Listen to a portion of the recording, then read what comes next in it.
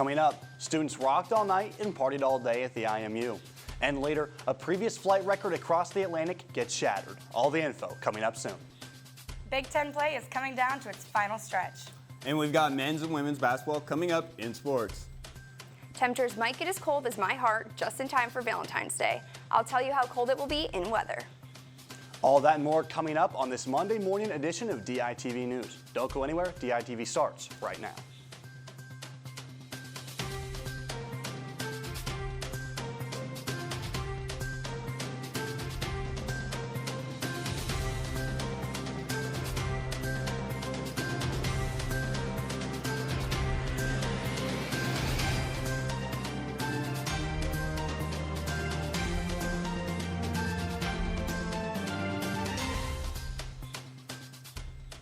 Good morning and thank you for tuning in. I'm John Rawson. Students are still resting up after the University of Iowa's annual dance marathon. This was the 26th installment of the event and it took place from 7 p.m. on Friday to 7 p.m. on Saturday. The first dance marathon of the decade was hosted in the IMU. Neon t-shirts, loud music, and tired college students worked as one unit over the weekend in an effort to raise money for the Stead Family Children's Hospital.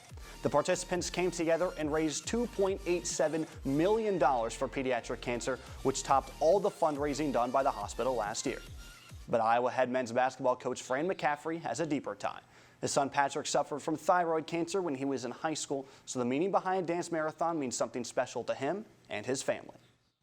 What an amazing thing it is that our students do. I think we raised just about $2.9 million. And I know personally the impact that it has on families. I've said to you guys, I don't know a lot of you guys have been there, if you could see what happens on the last day is just really warms your heart. This is a long process with a tremendous amount of effort and togetherness to make a difference. So I just want to say how much I appreciate it and our family does. While Dance Marathon raised $2.9 million, I'd pay that money up front just for some good weather. Melissa, what do you have? Thanks, John. Today is going to be a warm February day. We're going to have a high of 35 degrees with partly cloudy skies and some light winds around 5 miles per hour. As we head into tonight, the temperature will drop to 21 degrees and we'll keep those same light winds and partly cloudy skies from earlier. Now let's take a look at the extended forecast. Tomorrow will be partly cloudy with a high of 32 and a low of 22 with winds around 12 miles per hour. On Wednesday, we're going to see a rain-snow mix with 40% and a high of 39 degrees. On Thursday, it will be sunny, but the temperature takes a big drop to the single digits at 7 degrees. We're also going to have some strong winds. On Valentine's Day, it's going to be sunny and the temperature warm backs up to a mid-20s. And this weekend on Saturday, it's going to be cloudy with a high in the low 40s. If you're heading out with your Galentines or Valentines, make sure you stay warm and wear a jacket. John, back to you. A flight record has been broken by British Airways, getting from New York to London in 4 hours and 56 minutes. Flights across the Atlantic usually take 6.5 hours, but this flight reached speeds over 800 miles per hour and beat the previous record by a Norwegian flight who did it in 5 hours and 13 minutes in 2018.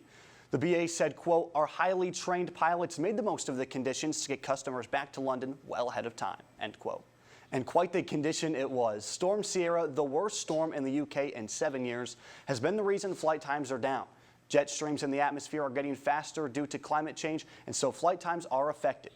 Despite the record-breaking times, this is not all good news. BA has canceled 140 flights to and from Heathrow in London due to this storm. And frankly, that sounds a lot like O'Hare. Sorry, Chicago. But 2020 presidential candidates' flights landed in New Hampshire last week safely as they get ready for their primaries tomorrow. But most importantly, it gives the Democratic Party a chance to push aside the debacle that was the Iowa caucuses last week. Final results have come in on the Iowa caucuses, but the Associated Press says that there were too many errors and the race is too close to determine a winner. Pete Buttigieg and Bernie Sanders were the clear top two, with Elizabeth Warren falling safely in third. The candidates will give their final pitches to New Hampshire residents today. Polls will open tomorrow morning and close after a typical family dinner. But speaking of family dinners, I'll throw it over to Tanner and Kim to talk about how much men's basketball ate over the weekend. Well, Kim, the bad news, it's Monday. But Tanner, didn't you hear that Hawkeye sports crushed it this weekend? I mean, it's always a good weekend when you can beat up Nebraska. That's right. I mean, after coming off a tough loss against Purdue on Wednesday, the Iowa men's basketball team looked to redeem themselves as they faced off against Nebraska in Carver Hawkeye Arena on Saturday. The Hawks got off to a fast start, making 8 of their first 11 shots in the first few minutes of the game. Iowa also shot well from deep, making 11 three-pointers from 6 different players. But one player stood out amongst the rest. Sophomore Joe Wieskamp had a career-high 30 points on the night, along with 2 steals. I would go on to dismantle the Cornhuskers 96-72. I kind of had a feeling that this was going to happen. The last 2 days of practice, we've just been a lot of energy, really clicking on offense and defensive end. We just had something to prove, that game wasn't us, and we're not going to let that happen again. The Hawks will be on the road Thursday when they take on the Indiana Hoosiers for their only regular season matchup. Tip-off is set for 7 p.m. Kim, there was one familiar face on the Nebraska team. Was it one of the players? No, it wasn't. It was actually their coach, Fred Hoiberg, and I took a close look on his return to Carver Hawkeye Arena.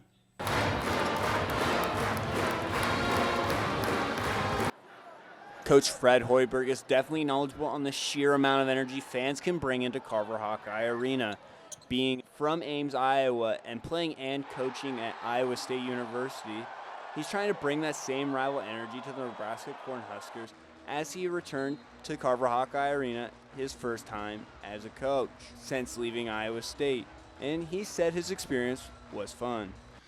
Just to play in this rivalry and to coach in the rivalry was a lot of fun just because of what it meant as a kid growing up in this state. When you have 2, very good teams and very good programs.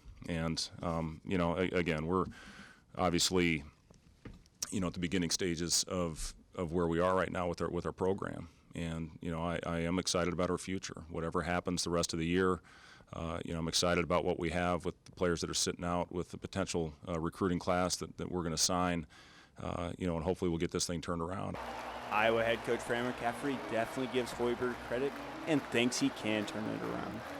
Well, I think the reason they hired him was because they know he's going to recruit good players. He's as good a coach as there is in the game.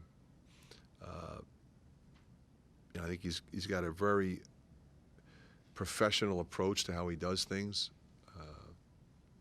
Because players respond to him. And, I think that institution is thrilled, to have him there. And I think they feel really good about the direction, and they should. Hoiberg also mentioned how emotional he gets when he comes to Iowa City because of his good friend Chris Street. Those two played with and against each other when they were both stars on their respective high school teams. Last week, Mackey Arena in West Lafayette was just too much for the men's team. But yesterday, the women blocked out all the noise as they beat Purdue 83-71. This marks the first time that the women have won in West Lafayette for the first time since 2013. The Hawkeyes played great team basketball, and the 3 Hawkeyes managed to score more than 20 points. Kathleen Doyle and Mackenzie Myers each had 22, and Monica Sonano was right behind them with 20. That win gives the Hawkeyes 20 wins for the 4th consecutive season. Iowa is sitting in a tie for first place with a record of 20-4 overall and 11-2 in the conference. The Hawkeyes are going to travel to College Park on Thursday for their biggest game of the season. They're taking on the Maryland Terrapins, and the winner gains sole possession of first place in the conference. All 3 of the big winter sports teams got wins over the weekend. Tomorrow we'll update you on how the men's wrestling team got it done. John, back to you. That's all we have for you on this Monday morning edition of DITV News. Be sure to head over to dailyiowan.com for all your latest news between Monday and Friday. And if that isn't enough of the Daily Iowan for you, be sure to check out our print edition of the news on stands now. For DITV News, I'm John Ross.